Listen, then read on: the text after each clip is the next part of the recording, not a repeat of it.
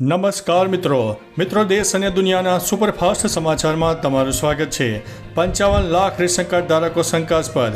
ગુજરાતમાં મફત અનાજ યોજનામાં ગેરરીતો સામે આવી છે। અન્ન પુરવઠા વિભાગે તપાસમાં 55 લાખ શંકાસ્પદ રેશન કાર્ડ ધારક શોધ્યા છે, જેમાં જમીનદારો, કંપની ડિરેક્ટરો અને 25 લાખથી વધુની ટર્નઓવર ધરાવતા લોકો પણ સામેલ છે। પ્રથમ તબક્કામાં 15.66 લાખ NFA કાર્ડ ધારકોને નોન NFSAમાં ફેરવાયા છે। હવે કાર્ડ ધારકોએ જિલ્લા પુરવઠા અધિકારી સમક્ષ ખુલાસો કરવો પડશે, નહીં તો મફત અનાજનો લાભ બંધ થઈ જશે। મિત્રો, અન્ય મહત્વના સમાચારની વાત કરીએ તો ટેરિફ ટેન્શન વચ્ચે પીએમ મોદી અને ટ્રમ્પની મુલાકાત થઈ શકે છે।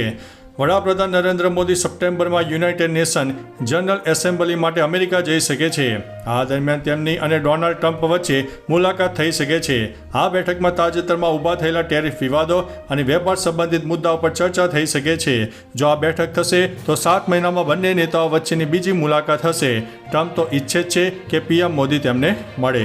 મિત્રો, અન્ય મહત્વના સમાચારની વાત કરીએ તો બિહારમાં પૂરનો કહેર, અનેક ગામો પાણીમાં ગરકાવ થઈ ગયા છે। બિહારના કટિહાર જિલ્લામાં ગંગા, કોસી અને અન્ય નદીઓના જળસ્તરમાં વધારો થતાં ગંભીર પૂરની પરિસ્થિતિ સર્જાઈ છે। જિલ્લાના 6 તાલુકાના લગભગ 5 લાખ લોકો પ્રભાવિત થયા છે અને ગામડા તેમજ શાળાઓ પાણીમાં ડૂબી ગયા છે। સ્થાનિક લોકોને અવરજવર માટે હોડીનો સહારો લેવો પડી રહ્યો છે, પરંતુ તેમને સરકારી મદદ ન મળતા હાલાકી ભોગવવી પડી રહી છે। અનેક પરિવારોએ પોતાના ઘરો છોડવાની ફરજ પડી છે। મિત્રો, અન્ય મહત્વના સમાચારની વાત કરીએ તો પાટણમાં 2.07 લાખ હેક્ટરમાં વાવેતર। પાટણમાં ચોમાસા દરમિયાન સારા વરસાદને કારણે ખરીફ પાકોનું વાવેતર શરૂ થઈ ગયું છે। જિલ્લામાં 2.07 લાખ હેક્ટરથી વધુ વિસ્તારમાં ખરીફ પાકોનું વાવેતર શરૂ થયું છે। આ વર્ષે 3 લાખ હેક્ટરથી વધુ વિસ્તારમાં વાવેતર થવાનો અંદાજ ખેતીવાડી અધિકારી જિજ્ઞેશભાઈ પટેલે લગાવ્યો છે। ઓગસ્ટ મહિનો દિવેલાના વાવેતર માટે યોગ્ય સમય હોવાથી મોટા પ્રમાણમાં ખેડૂતો દિવેલાનું વાવેતર કરી રહ્યા છે। મિત્રો, અન્ય મહત્વના સમાચારની વાત કરીએ તો દાહોદમાં ધીમી ધારે વરસાદ શરૂ થઈ ગયો હતો। દાહોદ પંથકમાં વાતાવરણમાં પલટો આવ્યો। જિલ્લાના વિવિધ વિસ્તારોમાં ધીમી ધારે વરસાદ શરૂ થયો। દાહોદ અને ઝાલોદ તાલુકાના લીંબડી, વરોડ, કારટ, મીરાખેડી, ખેડા અને ડુંગરી સહિતના વિસ્તારોમાં વરસાદની ધીમી ધાર જોવા મળી। ગ્રામ્ય વિસ્તારમાં પણ હળવો વરસાદ નોંધાયો છે। વરસાદને કારણે વાતાવરણમાં ઠંડક પ્રસરી ગઈ છે। મિત્રો, અન્ય મહત્વના સમાચારની વાત કરીએ તો દેવાયત ખાવડ ફરીથી શું જેલમાં જશે?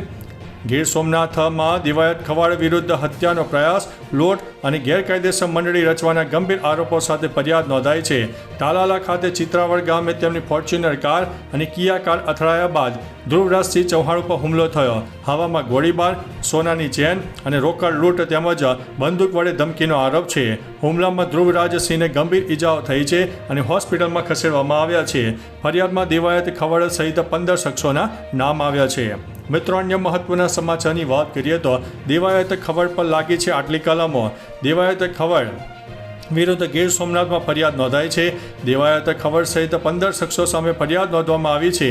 પોલીસે BNS કલમ 109, 118, 309, 191, 198, 61, 352, 351 હેઠળ ગુનો નોંધ્યો છે, જેમાં ખૂનની કોશિશ, વાહન વડે ઇરાદાપૂર્વક ભટકાવીને મૃત્યુ નિપજાવવાનો પ્રયાસ, ભયંકર હથિયારોનો ઉપયોગ કરીને ઈજા પહોંચાડવી, ગેરકાયદેસર મંડળી રચવી, ગુનાહિત કાવતરું કરવું, ધમકી આપવી જેવા ગંભીર ગુનાનો સમાવેશ થાય છે। મિત્રો, અન્ય મહત્વના સમાચારની વાત કરીએ તો રેસલર સુશીલ કુમારની મુશ્કેલીઓમાં ફરીથી વધારો થયો છે। પહેલવાન સાગર ધનખડ હત્યા કેસમાં ઓલિમ્પિક પદક વિજેતા સુશીલ કુમારની મુશ્કેલીઓ વધી રહી છે। સુપ્રીમ કોર્ટે છત્રસાલ સ્ટેડિયમમાં થયેલી હત્યાના કેસમાં તેમની જામીન રદ કરીને 1 અઠવાડિયામાં આત્મસમર્પણ કરવાનો આદેશ આપ્યો છે। સુશીલ કુમાર પર સંપત્તિ વિવાદને લઈને સાગર ધનખડ ઉપર જીવલેણ હુમલો કરવાનો આરોપ છે, જેના કારણે ધનખડનું મોત થયું છે।